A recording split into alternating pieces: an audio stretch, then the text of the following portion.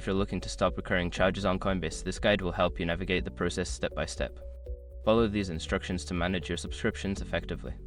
Step 1. Log into your Coinbase account. Visit the Coinbase website or open the app and log in using your credentials. Ensure you have access to the account associated with the recurring charges you want to stop. Step 2. Navigate to Settings. Once logged in, locate the Settings option. On the website, you can find it in the upper right corner under your profile icon. In the app, it may be found in the menu. Click on it to access your account settings.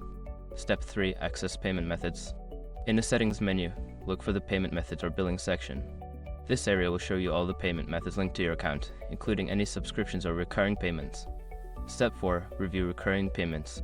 Within the Payment Methods section, identify any recurring payments or subscriptions. Click on each one to view the details and confirm that they are indeed the charges you wish to stop. Step 5. Cancel the recurring charge. Once you have identified the recurring charge you want to stop, look for an option to cancel or disable it.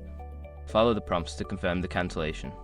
Make sure to check for any confirmation messages to ensure the charge has been successfully stopped.